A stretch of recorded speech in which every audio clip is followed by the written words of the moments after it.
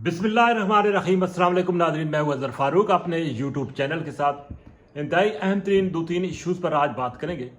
एक तो पाकिस्तान तहरीक इंसाफ के चेयरमैन बैरिस्टर गौहर ने बाज़ाब्ता तौर पर सहाफ़ियों के साथ पेश आने वाले वाक़े पर माफ़ी मांग ली है, मादरत कर ली है और उन्होंने वाज़ेह किया कि पाकिस्तान तहरीक इंसाफ का ये शेवा नहीं है कि वो सहाफ़ियों पर तशद्दुद करे।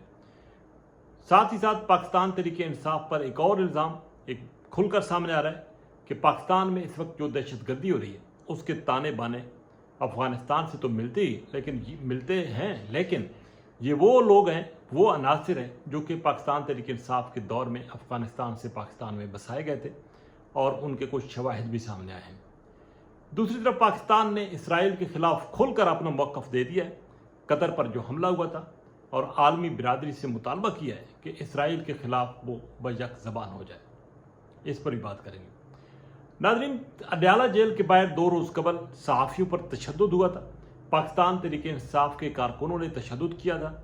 इल्ज़ाम सहाफ़ियों पर यह था कि उन्होंने मनपसंद ऐसे सवालात किए जिसकी वजह से अलीमा खानम की बेइज्जती हुई।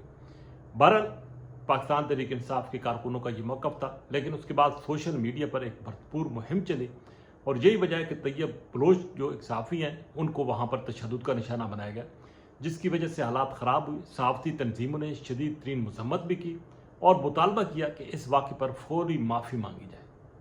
चुनांचे आज बैरिस्टर गौहर अडयाला जेल के बाहर पहुँचे। वहाँ पर सहाफ़ी भी मौजूद थे, तैयब बलोच, फैसल हकीम और कुछ और सहाफ़ी। बैरिस्टर गौहर ने उनसे मुलाकात की, तैयब बलोच को गले लगाया और बाज़ाब्ता तौर पर उन्होंने अपनी तरफ से और पार्टी की तरफ से माफ़ी मांगी।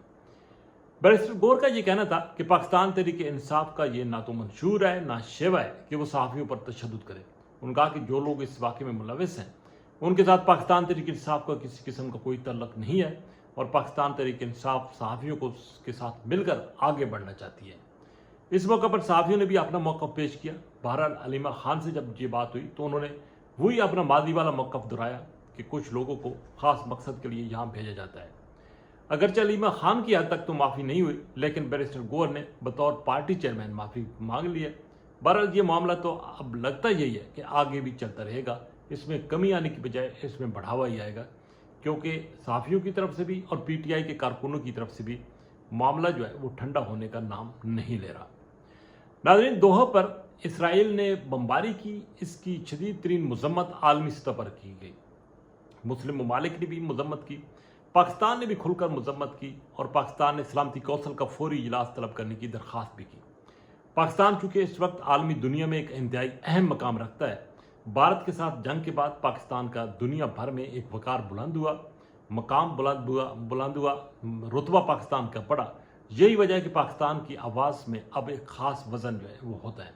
पाकिस्तान ने इस वाक़े की मज़म्मत भी की है और आलमी जो मुस्लिम जो दुनिया है वो भी पाकिस्तान की तरफ देखती है, क्योंकि पाकिस्तान इस जंग के बाद मुस्लिम दुनिया का एक लीडर बनकर उभर कर सामने आया है।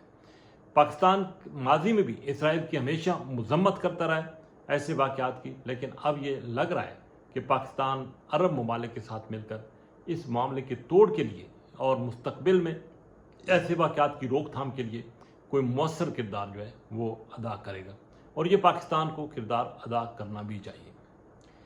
नाज़रीन, पाकिस्तान में दहशतगर्दी के वाक़यात बढ़ते चले आ रहे हैं और दहशतगर्दों की जो ये ताने बाने वो अफ़गानिस्तान से मिलते हैं।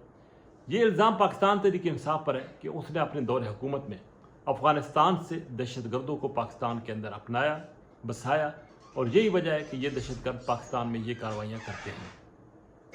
अगरचे पाकिस्तान तहरीक इंसाफ इन इल्ज़ामात की तरदीद करती आई है, लेकिन ये हकीकत है कि पाकिस्तान तहरीक इंसाफ के दौर में कुछ लोग अफ़गानिस्तान से पाकिस्तान के अंदर आए थे। हुकूमत पाकिस्तान का ये मौक़िफ़ है कि अफ़गानिस्तान को अपनी सरज़मीन पाकिस्तान के ख़िलाफ़ इस्तेमाल करने की इजाज़त नहीं देनी चाहिए। हुकूमत पाकिस्तान का ये भी मौक़िफ़ है कि अफ़गानी जितने भी पाकिस्तान के अंदर गैर कानूनी तौर पर है वो वापस चले जाएँ। 12 लाख से ज़्यादा अब ये लोग वापस जा चुके हैं, लेकिन फिर भी अफ़गानिस्तान से जत्थे के जत्थे पाकिस्तान के अंदर आते हैं, दहशतगर्दी करते हैं और दहशतगर्दी के करके वापस चले जाते हैं। सिक्योरिटी फोर्सेस का भी नुकसान हो रहा है, आम लोगों का भी नुकसान हो रहा है और ये दहशतगर्द भी कलाकमा हो रहे हैं।